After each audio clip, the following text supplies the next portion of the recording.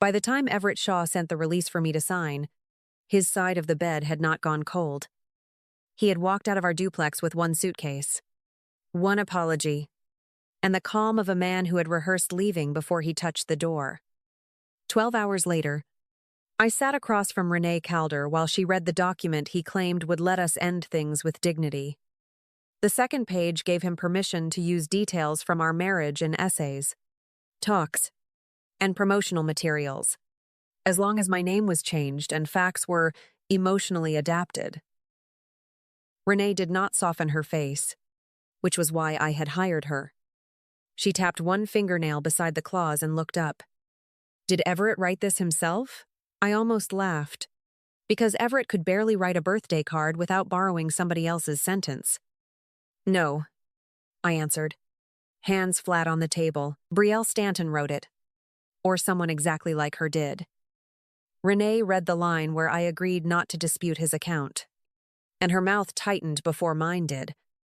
Everett had left me for Brielle, a freelance image strategist who made men like him sound braver than they were. She had been around our life for months, polishing his phrases, fixing his clothes, teaching him to call selfishness a new chapter. Now she was trying to polish my silence too, turning my marriage into material before the boxes in my hallway were sealed. I could almost hear Everett from the night before, gentle and useless. Madison, I just need space. While his email proved he needed something else entirely. Renee folded the release once, not hard enough to tear it, only enough to leave a clean crease. Does he know what you actually write? I looked past her desk to the gray Raleigh morning pressing against the window, and something colder than hurt settled into place. No, I said, and that is the only honest thing left in this room. Then I slid the unsigned pages back across her desk and told her I wanted my divorce filed before Everett learned how expensive my silence had become. I had spent most of my adult life making myself look smaller than I was. At Marlowe Educational Press, I edited reading guides for a salary that paid the rent if I watched every small expense. My duplex in Raleigh had old floors, a soft porch light, and a kitchen table Everett called practical when his friends were listening. At his arts center dinners, I wore quiet sweaters and let people remember me as the wife who did something with books. Everett liked that version because it made his ambition look larger beside me. He introduced me with a hand at my back and a smile that never reached his eyes. Madison keeps the grammar people honest. And everyone chuckled like I had been placed there for charm, not substance. Brielle Stanton noticed too, because women like her built careers from seeing where a room left soft openings. The first night she met me, her eyes moved over my plain flats, my canvas tote, and my unpainted nails, then decided I was not competition. What neither of them knew was that my ordinary life had been built on purpose. After Everett fell asleep, I sat at that same kitchen table and wrote under a name nobody in our house had heard. The essays were not flashy, and they were not angry for sport. They were about women who kept receipts, lowered their voices to keep peace, and still remembered where the truth had been placed. By the time Everett treated my silence like a habit, my anonymous audio series had already found women listening in parked cars, laundry rooms, and bedrooms where they were tired of being called difficult. I never hid because I was ashamed. I hid because some work needs protection before applause. Lila Forsythe knew my real name. Renee Calder knew enough to protect it. And Everett knew nothing because he had stopped asking questions that did not flatter him. So when his release landed in Renee's office, it did not find an empty wife. It found a woman who had been writing the truth before he tried to borrow it. Everett and Brielle did not fall in love the way he wanted people to believe. They built a plan, and I knew it when his language changed before his behavior did. He started coming home with words that did not belong to him, talking about a narrative reset while taking off the shirts Brielle had helped him choose. He called our marriage a closed chapter before he ever had the courage to call it over. At first, I let him talk because people reveal more when they think you are too tired to listen. He stood in our kitchen with his phone turned face down, telling me, "Madison, I need to own my truth. And I looked at the new leather bracelet on his wrist instead of his eyes. Brielle sold men sentences that made ordinary selfishness sound like recovery. And Everett wore every one of them badly. The proof came from the tablet we still shared for grocery lists, where a calendar alert appeared under his account for a private image session with Brielle, dated 3 weeks before he said he needed space. After that, I stopped wondering and started saving. Not in a frantic way, not with screenshots fired off to friends, but quietly, the way Renee would have wanted if she had been standing beside me already.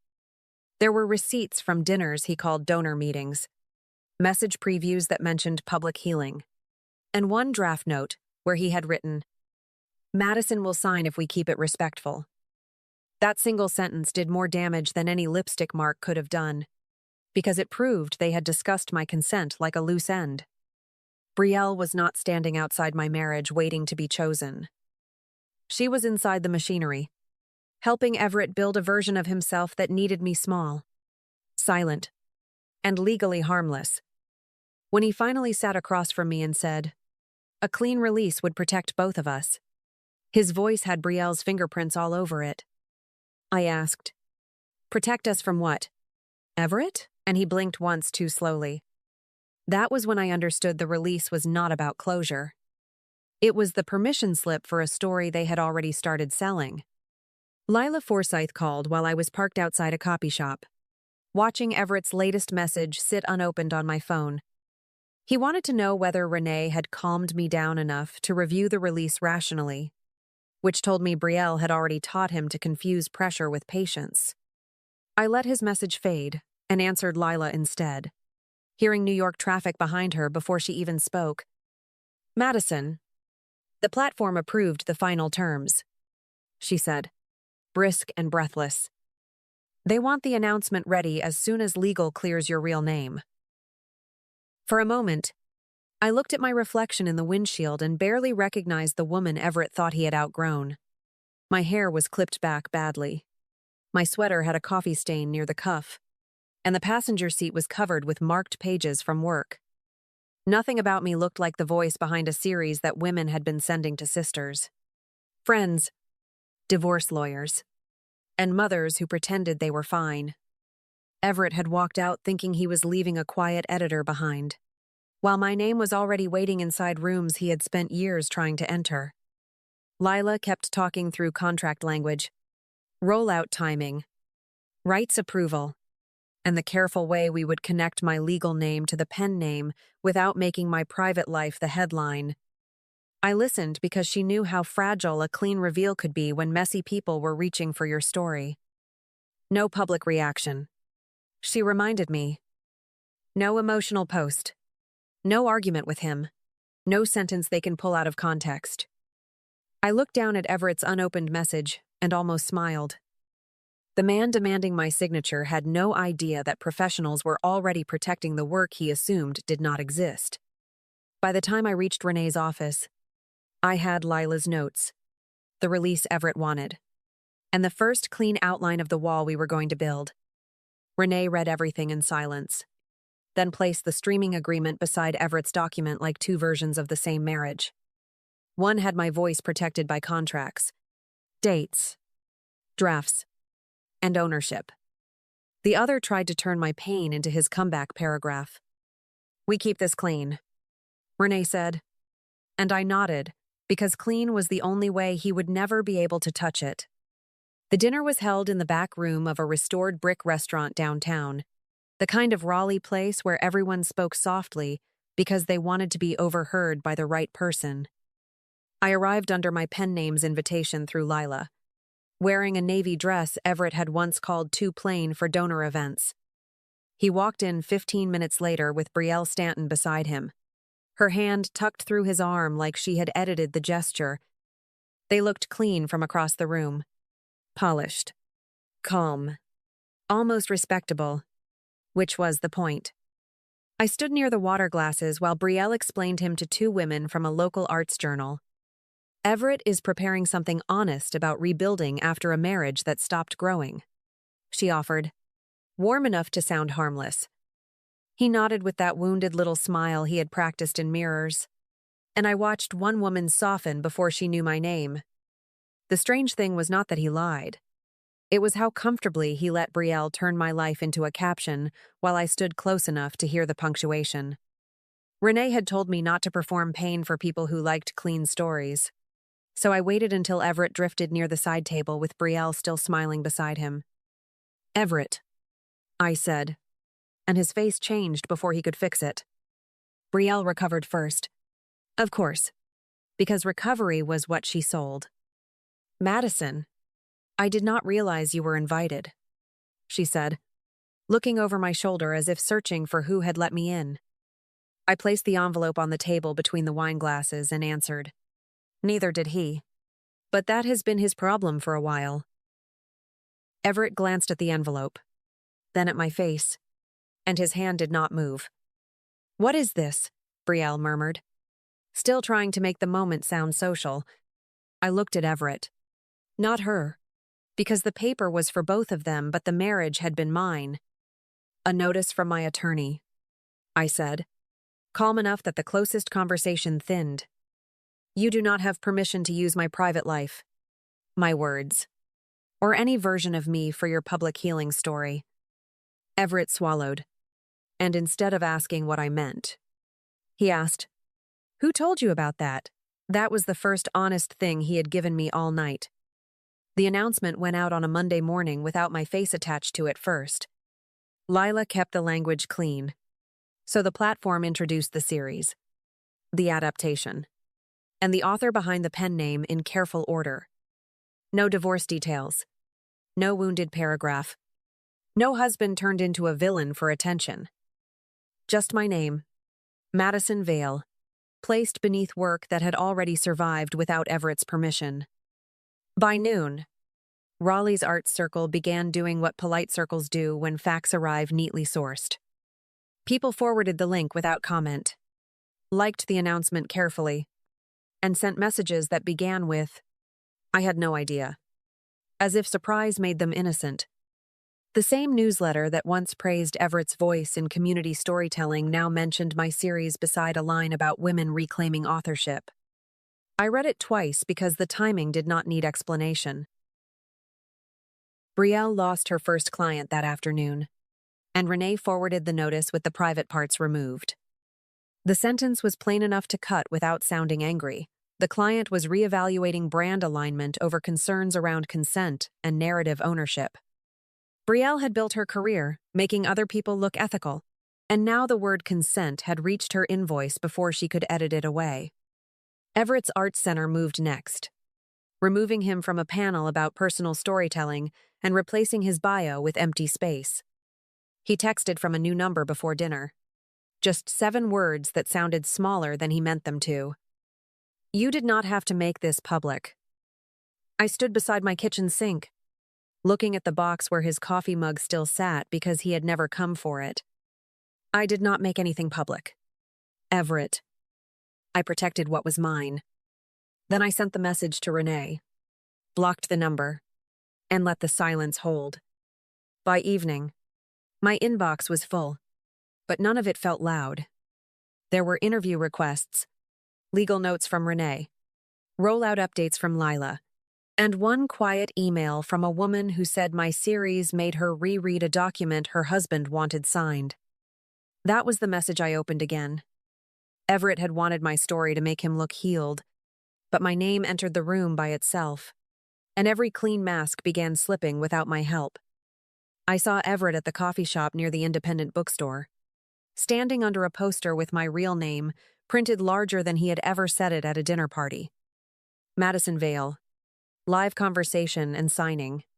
The same navy lettering Lila had approved the week before. He stared at it with one hand around a paper cup, looking older than the man who had left our duplex so carefully. When he saw me, his face tried 3 expressions before settling on the one he used when he wanted forgiveness to look reasonable.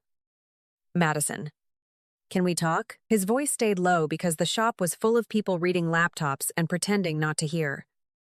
I looked at the poster behind him, then back at the man who had once introduced me as someone who kept grammar people honest.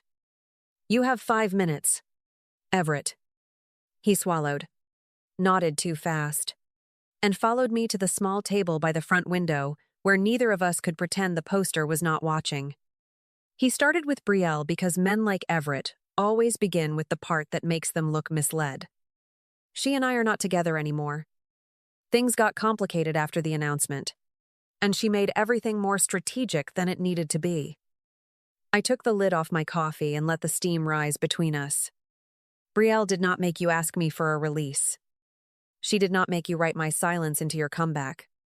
His eyes moved toward the poster again, and I watched understanding arrive late enough to be useless. I did not know it was you. He breathed. Like ignorance, deserved mercy. I sat beside you for years while you wrote those pieces. I nodded. And the shame on his face finally looked real. You sat beside me and never asked what I was building because you had already decided the answer would be small. His mouth opened, then closed, and all the phrases Brielle had polished for him seemed to leave at once. Everett leaned forward, desperate enough to forget dignity. If I had known, Madison, I would have done things differently. That was the cleanest confession he had ever given me. I know, I answered, standing before he could turn honesty into a plea. That is why you were never supposed to know first. I left him there, with my name over his shoulder, finally understanding that he had not walked away from a quiet wife. He had walked away from the voice everyone else had already started listening to. By the time the divorce was final, Everett still worked at the Arts Center, but the softer rooms had stopped opening for him. He was not ruined in a way people could argue about over lunch. He was simply no longer trusted with panels about truth, healing, or women's stories, and that fit him better than any speech ever had. Brielle kept taking clients, but smaller ones, quieter ones, the kind who did not ask why a woman paid to protect reputations had lost control of her own. Renee stayed on every agreement with the patience of someone who knew clean paper could outlast charm. Lila moved me through interviews, bookstore talks, and contract calls without letting anyone make my divorce the headline. My work stood where it belonged, not as evidence that I had suffered, but as proof that I had been paying attention. When people asked how long I had been writing, I answered, long enough to know when a sentence is trying to own me. I left the duplex after Everett collected the last box he had ignored for months.